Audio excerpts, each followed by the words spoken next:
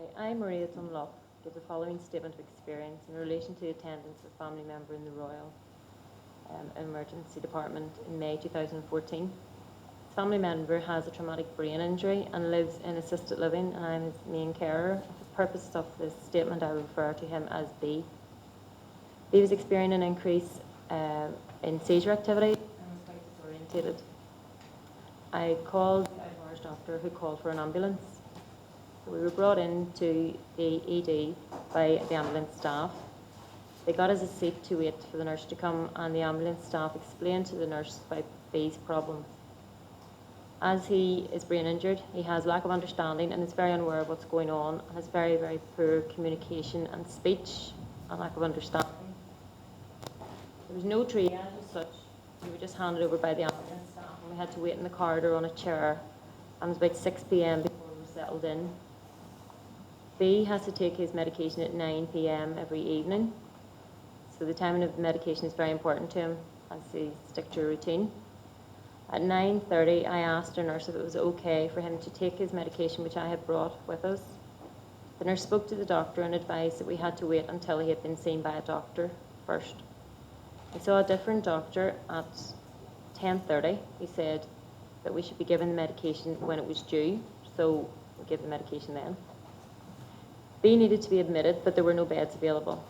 The doctor was very dismissive, with an attitude of, "I can't give you a bed if there are none." I explained about his brain injury, but he said we just had to wait. After approximately 2 hours, 1 a.m., we moved to a side ward in a trolley, and this was the first time that B had somewhere actually to lie down. There was no access to food or fluids. I couldn't leave him on his own. I was chatting with a lady next to me who had no chair. She had to stand the whole time. She said she would keep an eye on him while I went to the vending machine, which was outside the door. Again, I had to ask someone to keep an eye on him when I went to the toilet. Staff said there were a lot of people in front of us waiting for a bed. During that time, B had a lot of seizure activity and was really confused. About 4:35 a.m., he was admitted to a ward. The wait was awful, and I had asked nurses if he could be seen any earlier. They just said that there was nothing they could do.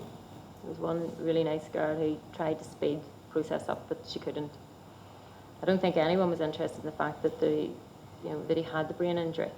The nurses were all rushed off their feet. The ED was packed. There were so many people there and nowhere for them to sit. 2 people had to stand the whole time with their mother, one at the top and one at the bottom of her bed.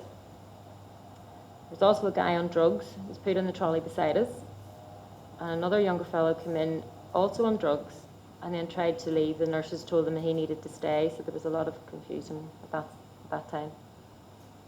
Also, the police were present because of this. A girl beside me commented that you needed to be obviously off your head on drugs to be seen by a doctor.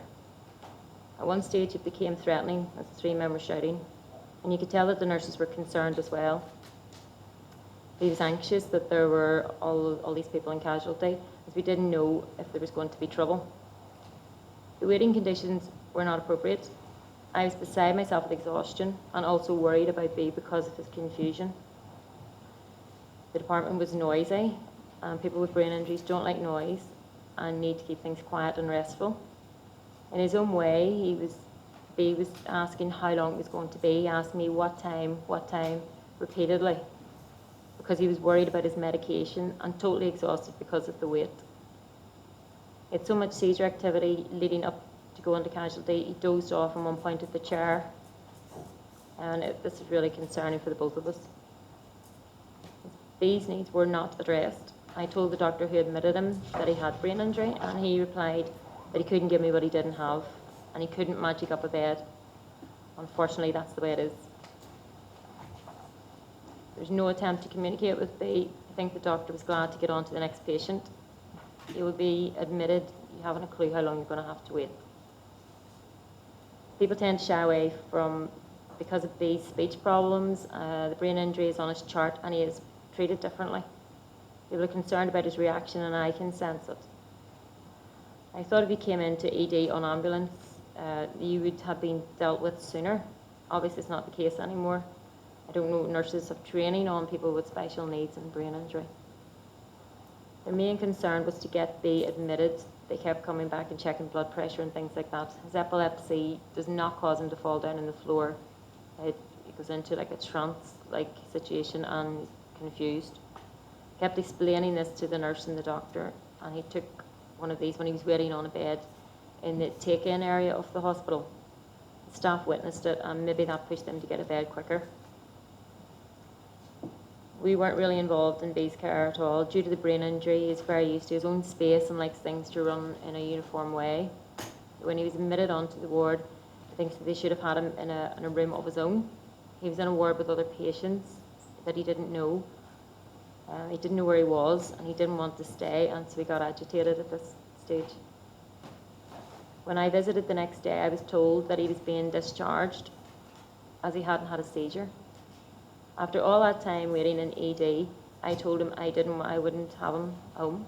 I didn't want him sent home, and that he'd had already seizure activity down below. They then agreed to keep him in. I couldn't really raise concerns in the ED. I spoke to the doctor about the situation. The brain injured man had to stand with no beds, and he wasn't worried about it either. There was no information that I could see about complaints. I think there should be a different procedure. And B had to attend the city hospital. He attended the city hospital quite a few times with his epilepsy and his brain injury. There was a triage nurse on there, and they indicated really how quickly you'd be seen. This is not the case in the Royal. The ambulance staff left us and we waited. No one could give an answer about how quickly we would be seen.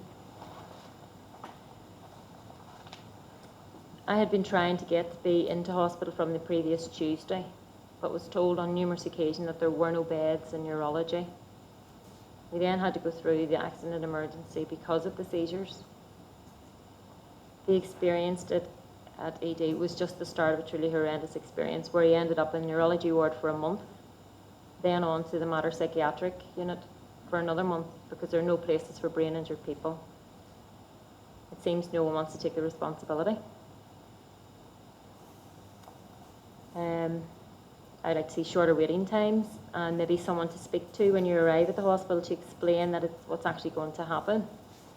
I just felt overwhelmed by the experience, being responsible for a brain injured man. It didn't make any difference being brain injured. He had to sit in the queue with everyone else, and you should look at the conditions of people coming in and their particular needs. Okay. That's me. Yeah. Thank you. Perhaps if I can ask just a couple of questions. So, and you said a couple of recommendations you had there. But looking back on this, and we've had the trust here today who say they're very much in listening mode and they've talked to users and carers. If they'd come and talked to you and said, well, if this happened again next week or next month and you were having to go down to the emergency department, what would make a difference that would be important to you in terms of how that service is delivered? The waiting time. I mean, we were there from 5 p.m. to 5 p.m. the next morning, before we actually got bed. The staff really didn't know how to cope with brain injury. And everybody was so busy. I have to hold my hands up to the nurses because they all work very, very hard, but you can see they're stretched. I wouldn't like to be going back to ED again, to be honest, and have put it off on quite a number of occasions because I know of the waiting time.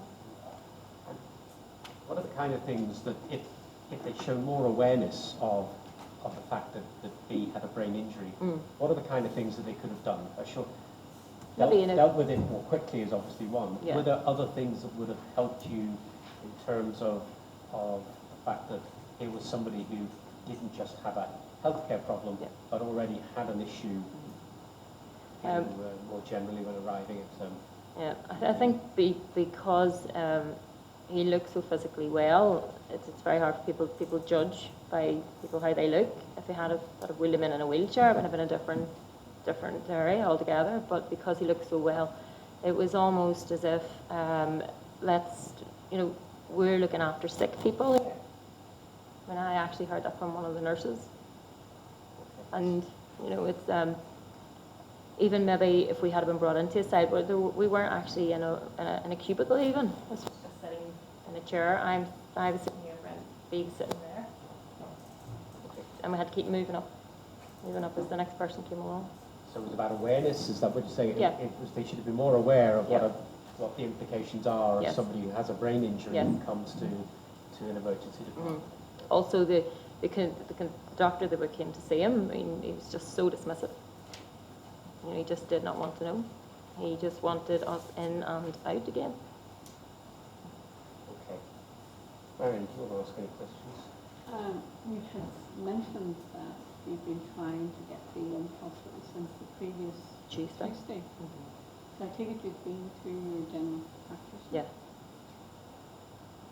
Was there any reason why you couldn't have liaised with the hospital to do a planned admission for you? They said I had to go through accident and emergency. It was actually discussed with someone in the Royal.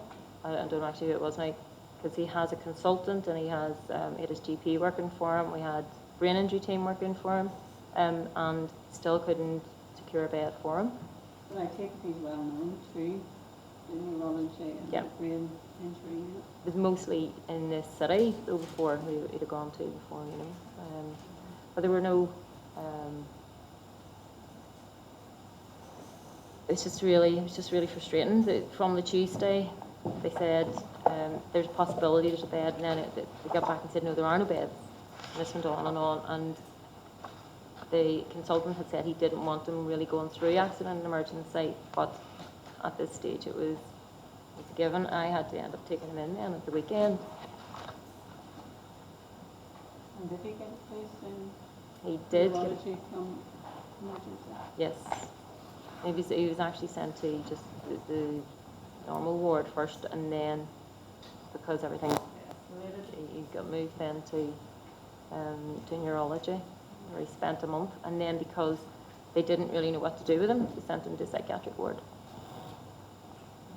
So he just seems to be falling between brain injury and mental health, which is all I keep hearing. But if there was direct admission, would that make things easier? Much easier. Yep. Paul. Marie, you've been fantastic. Thank you very much. And I had some questions, and they've been already asked, and you've already answered them very clearly and fully. So Okay. Thank you. It's grand. Okay, Ria, thank you very much. Is there anything you want to finally say before I thank you for coming this No, I afternoon? think I've covered it all. Okay, Yeah. but thank you very much indeed. All right. We really appreciate it and know how daunting it is Yeah. to speak in public, so we're particularly appreciative of that. So Okay. thank you very, very much. Thank you.